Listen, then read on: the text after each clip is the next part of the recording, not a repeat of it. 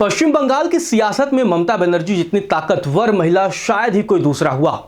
लेकिन एक ऐसा भी वक्त था जब सोनिया गांधी ने ममता बनर्जी को 9 दिनों का इंतजार कराया था। इसके बाद ममता बनर्जी की नाराजगी इस कदर बढ़ गई कि उन्होंने तृणमूल कांग्रेस का गठन कर डाला। इस पूरी कहानी में आपको बताऊंगा, लेकिन यह भी बताऊंगा कि एक वक्त बंगाल में कांग्रेस का जो वोट बैंक था वो तकरीबन 39% के आसपास था, लेकिन वही कांग्रेस अब 2.9% पर सिमट चुकी है और 1977 के बाद से अपनी सरकार तक नहीं बना पाई है। तो उसमें सबसे बड़ी भूमिका ममता बनर्जी की है। बात 18 अप्रैल 1975 की है। इमरजेंसी से ठीक पहले जयप्रकाश नारायण, जिन्हें हम या पूरी दुनिया जेपी के नाम से जानती है, उनका काफिला कलकत्ता विश्वविद्यालय के एक ऑडिटोरियम से गुजर रहा था। उन दिनों जेपी कांग्रेस के लिए सिरदर्द बने हुए थे और जब कलकत्ता में उनका काफिला गुजरता है, उसी वक्त 20 साल की ममता बनर्जी भीड़ से निकलती हैं और जेपी की कार की बोनट पर चढ़ जाती हैं और वहां पर डांस करने लगती हैं।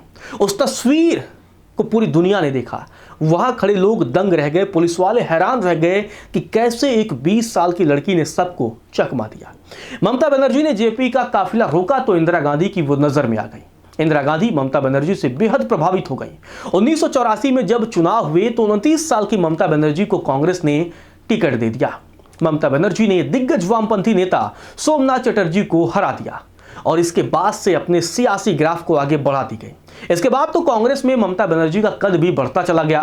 कांग्रेस ने ममता बनर्जी को प्रदेश युवा कांग्रेस अध्यक्ष की कमान भी सौंपी। वक्त बीतता गया और ममता बनर्जी के बागी तेवर भी बढ़ते चले गए। 1992 में कांग्रेस प्रदेश अध्यक्ष पद के लिए चुनाव होता है। ममता बनर्जी ने भी टाल ठोक दिया, बगावत कर दी।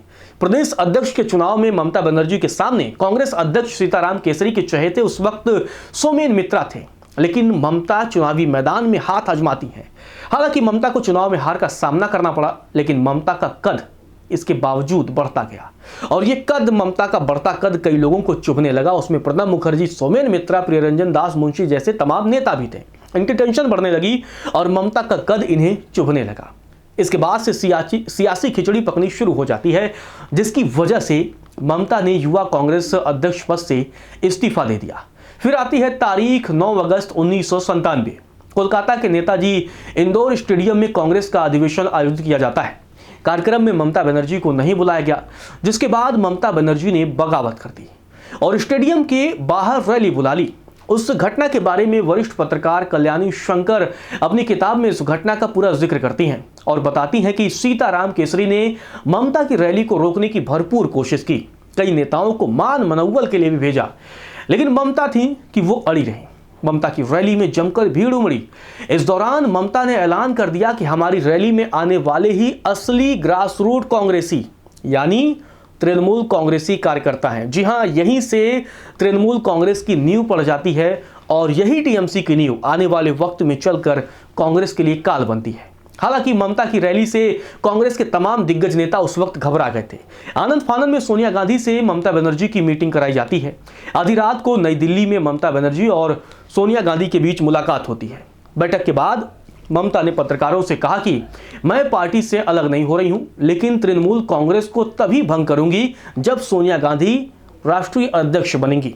हालांकि उस वक्त सोनिया गांधी कांग्रेस अध्यक्ष नहीं बनी। इसके बाद ममता का सब्र का बांध टूट जाता है और उन्होंने बड़ा ऐलान कर दिया। ममता ने कहा कि अब मैं सोनिया गांधी या कांग्रेस से बात करने से बहुत नफरत करती हूं, क्योंकि उन्होंने मुझसे समझौता करने के लिए 9 दिन का इंतजार कराया, मुझसे बात करने का वादा किया लेकिन बात नहीं की। बदले में मुझे क्या मिला? पार्टी से निष्कासन। ममता का यह बयान बंगाल की सियासत में भूचाल ला देता है और इसके बाद 1 जनवरी 1998 को ममता बनर्जी ने तृणमूल कांग्रेस का गठन किया और अगले ही चुनाव में ममता की पार्टी मुख्य विपक्षी पार्टी बन गई।